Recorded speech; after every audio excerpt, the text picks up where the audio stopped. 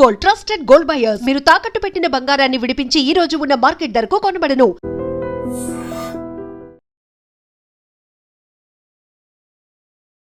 Hi hello నమస్తే welcome to iDream media. నేను మీ శ్రావ్య.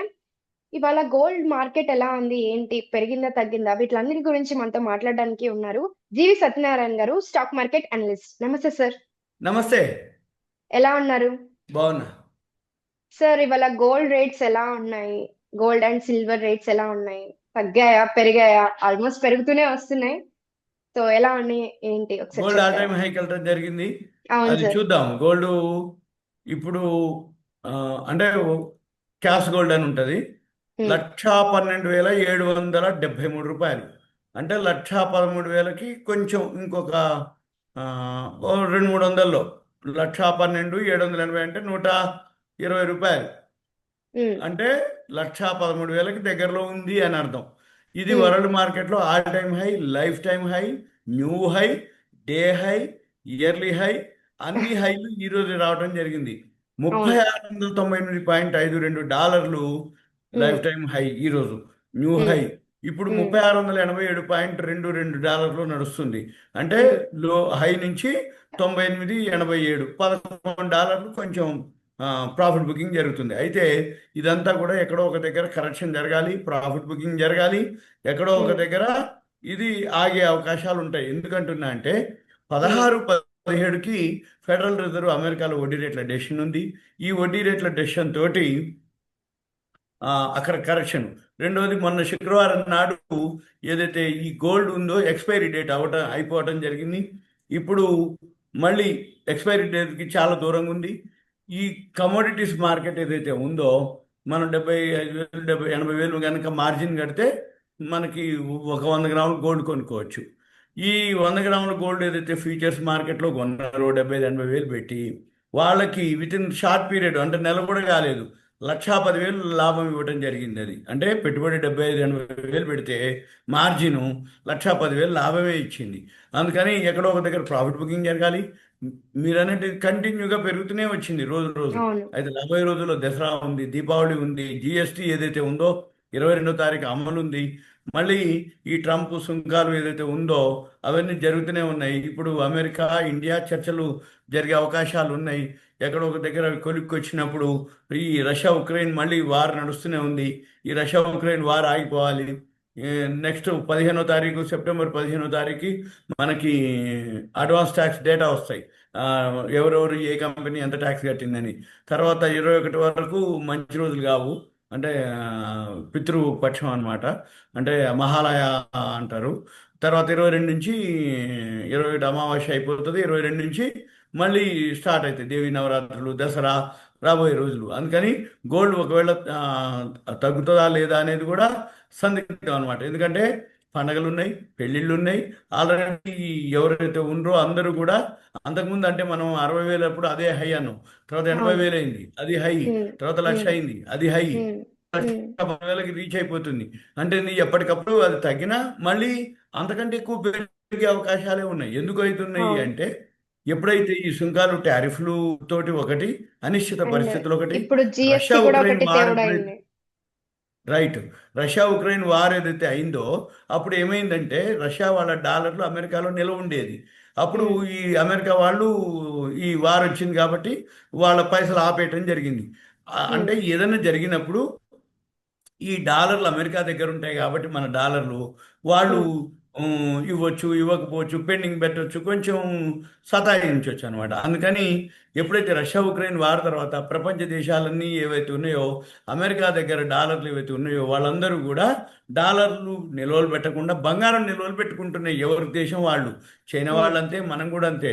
ఈ బంగారం నిల్వలు ఎప్పుడైతే దేశాలే కొనుక్కొని పెట్టుకుంటున్నాయో డాలర్ బదులు, ఉమ్, అప్పుడు ఆటోమేటిక్గా గోల్డ్కి డిమాండ్ రావటం, గోల్డ్ పెరగటం జరగటం అయింది ఇప్పుడు ప్రజెంట్. అయితే ఎక్కడో ఒక దగ్గర కరెక్షన్ వస్తుంది. ఎందుకంటే టెక్నికల్గా చూస్తే, అంటే ఎంఏసిడీలని, ఆర్ఎస్ఐలని ఇవి చూస్తే ఓవర్ బాట్ పొజిషన్ అంటారు. బాట్ అంటే కొనటం, ఓవర్ బాట్ అంటే ఎక్కువ కొనటం. ఈ ఎక్కువ ఉమ్, కొనే పొజిషన్లో చూపిస్తున్నాయి. అంటే ఎక్కడో ఒక దగ్గర మళ్ళీ ఇదంతా ప్రాఫిట్ బుకింగ్ జరగాలి, కరెక్షన్ రావాలి అనేది ఉమ్, అనమాట. మొన్నటి వరకు ఏంటంటే పడి పడి ఉంది కాబట్టి షార్ట్ కవరింగ్ అయింది. ఆ షార్ట్ ఉమ్, కవరింగ్ అయిపోవడం జరిగింది, కానీ ఇంకా పెరగడం జరిగింది. ఇవన్నీ ఎక్కడో ఒక దగ్గర జరిగే అవకాశాలు ఉన్నాయి. ఇప్పుడు సిల్వర్ కూడా అదే కథ. Yearly high, life time high, new high. ఇప్పుడు ఏదైతే సిల్వర్ ఉందో సిల్వర్ కూడా ఆ, 40 $42.355 ఆల్ టైమ్ హై. ఇప్పుడు ఈ 42.116 దగ్గర ఉంది. అంటే కొంచెం హై నుంచి తగ్గడం జరిగింది. ఇప్పుడు మైనస్లోకి వెళ్తుంది అనమాట. ఈరోజు ఫాల్ అవుతుంది సిల్వరు. అది ఫాల్ అవటం మొదలు పెడితే గోల్డ్ కూడా ఫాల్ అవ్వాలి. టెక్నికల్గా అయితే కొంచెం ఇండికేషన్ ఇచ్చేసింది. ఇంట్రాడే చేసే వాళ్ళకి ఇదంతా ఐడియా ఉంటుంది. ఇన్వెస్ట్మెంట్ చేసే వాళ్ళు తర్వాత అంటే అది చేంజ్ అవుతుంటుంది. అంటే ఇప్పుడు ప్రాఫిట్ బుకింగ్ అనుకోండి, మళ్ళీ తర్వాత రివర్స్ అయితే already silver all time high నుంచి కొంచెం కరెక్షన్లోకి రావడం జరిగింది. గోల్డ్ మాత్రం ఇంకా ఆల్ టైమ్ హైలోనే నడుస్తుంది. ఈ ఆల్ టైమ్ హై నుంచి గోల్డ్ కూడా కొంచెం కరెక్షన్లోకి వస్తుంది అన్నట్టు. కరెక్షన్ అంటే ఏంది? ఈరోజు ఇప్పుడు అంటే మళ్ళీ 99% అంటే ఏంది? 3698.52 నుంచి ఒక $10 తగ్గింది.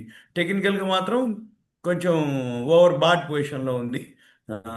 టెక్నికల్ గ్రాఫ్లు కూడా కొంచెం సెల్ చూపిస్తున్నాయి. ఇక చూడాలి ఎంతవరకు ఇది తగ్గుద్దా లేదా అనేది చూడాలి. అయితే ఓకే. మనకి మీరు అన్నట్టు పండగలు ఉన్నాయి.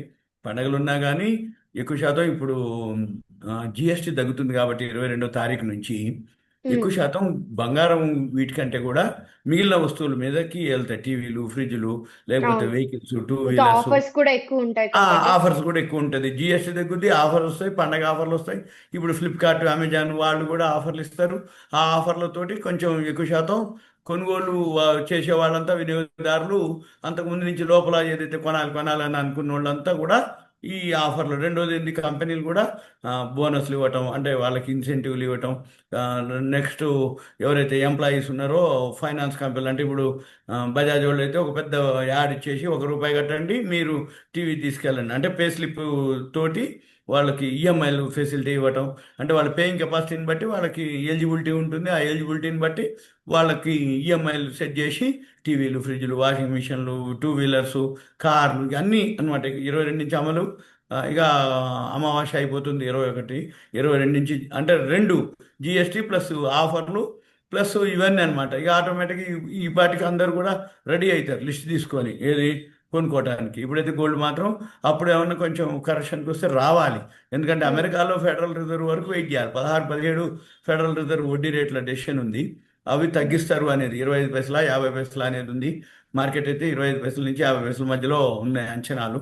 ఒకవేళ మార్కెట్లు కనుక అంచనాలను బట్టి 25 పైసలు కానీ 50 పైసలు అంటే పాయింట్లు 25 పాయింట్లు 50 పాయింట్లు తగ్గిస్తే అప్పుడు మళ్ళీ కొంచెం గోల్డ్ కరెక్షన్. రెండోది ఈ సుంకాలు, టారిఫ్లతోటి అమెరికా ఇండియా చర్చలు కనుక ఏదైనా అయ్యి ఎక్కడో ఒక దగ్గర ఓకే అయిపోతే మళ్ళీ అప్పటి నుంచి కూడా మళ్ళీ మార్కెట్లు ఓకే అయిపోతే అప్పుడు మళ్ళీ కొంచెం గోల్డ్ కరెక్షన్కి వచ్చే అవకాశాలు ఉన్నాయి.